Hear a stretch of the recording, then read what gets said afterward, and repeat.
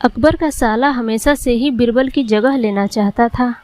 अकबर जानते थे कि बिरबल की जगह ले सके ऐसा बुद्धिमान इस संसार में कोई नहीं है। फिर भी जोरू के भाई को वह सीधी ना नहीं बोल सकते थे। ऐसा करके वह अपनी लाडली बेगम की बेरुखी मोल नहीं लेना चाहते थे। इसलिए उन्होंने अपने साले को एक कोयले से भरी बोरी दे दी और कहा कि जाओ और इसे हमारे राज्य के सबसे मक्कार और लालची सेठ दमड़ी लाल को बेचकर दिखाओ। अगर तुम यह काम कर गए तो तुम्हें बिरबल की जगह वजीर बना दूंगा। अकबर की इस अजीब शर्त को सुनकर साला अचंभे में पड़ गया। वह कोयले की बोरी लेकर चला तो गया, पर उसे पता था कि वह सेठ किसी की बातों में नहीं आने वाला। ऊपर से वह उल्टा उसे ही चूना लगा देगा। हुआ भी यही। सेठ दमड़ी लाल ने कोयले की बोरी के बदले एक ढेला भी देने से इनकार कर दिया। साला अपना सा मुंह लेकर महल वापस लौट आया और अपनी हार स्वीकार कर ली। अब अकबर ने वही काम बिरबल को करने को कहा। बिरबल कुछ सोचे और फिर बोले कि सेठ दमड़ी लाल जैसे मक्कार और लालची सेठ को यह कोयले की बोरी क्या, मैं सिर्फ कोयले का एक टुकड़ा ही 10,000 रुपये में बेच आऊँगा। यह बोलकर वह तुरंत वहाँ से रवाना हो गए।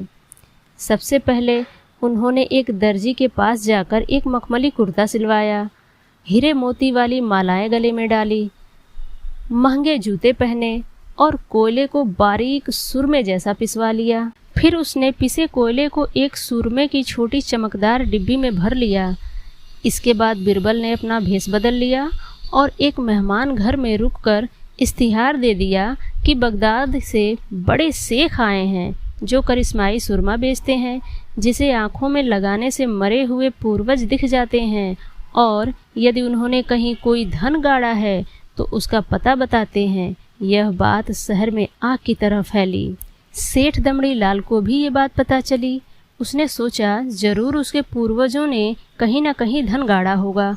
उसने तुरंत शेख बने बिरबल से संपर्क किया और सुरमे की डिब्बी खरीदने की पेशकश की। शेख ने डिब्बी के 20,000 रुपये मांगे और मोल भाव करते करते 10,000 में बात तय हुई। पर सेठ भी होशियार था। उसने कहा, मैं अभी तुरंत ये सुरमा लगाऊंगा और अगर मुझे मेरे पूर्वज नहीं दिखे तो मैं पैसे वापस ले लूँगा। बिरबल बोला, बिल्कुल आप ऐसा ही कर सकते हैं। चलिए शहर के चौराहे पर चलिए और वहाँ इसे जांच लीजिए। सुरमे का चमत्कार देखने के लिए भीड़ इकट्ठा हो गई। तब बिरबल ने ऊंची आवाज़ में कहा, ये सेठ अभी ये चमत्कारी सुरमा लगाएंगे और अगर ये उन्हीं की औलाद हैं जिन्हें ये अपना माँ बाप समझते हैं तो इन्हें इनके पूर्वज दिखाई देंगे और गड़े धन के बारे में बताएंगे। लेकिन अगर आपके माँ बाप में से किसी ने भी बेईमानी की होगी और आप उनकी असल औलाद नहीं होंगे तो आपको कुछ भी नहीं दिखेगा। और ऐसा कहते ही बिरबल ने सेठ की आंखों में सुरमा लगा दिया। फिर क्या था, सिर खुजाते हुए सेठ ने आंखें खोली। अब दिखना तो कुछ था नहीं, पर सेठ करे भी तो क्या करे।